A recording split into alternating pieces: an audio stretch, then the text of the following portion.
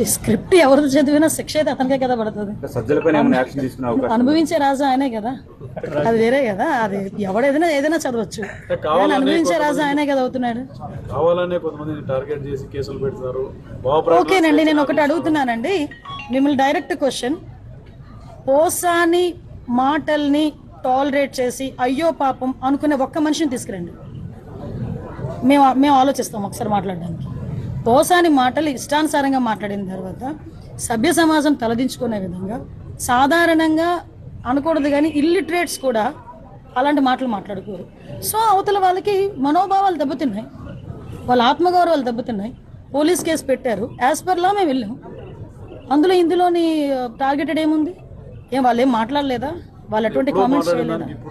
మరి ఇంతకు ముందు మా మీద కేసు పెట్టిన కేసులని ఎప్పుడు అండి?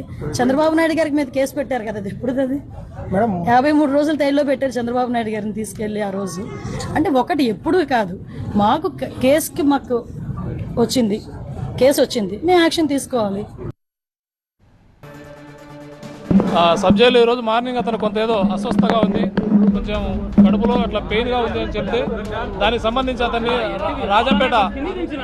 రాజంపేట ప్రభుత్వ ఆసుపత్రిలో చేర్చి కడప రిమ్స్ హాస్పిటల్ నందు వైద్య పరీక్షలన్నీ నిర్వహించడం జరిగింది.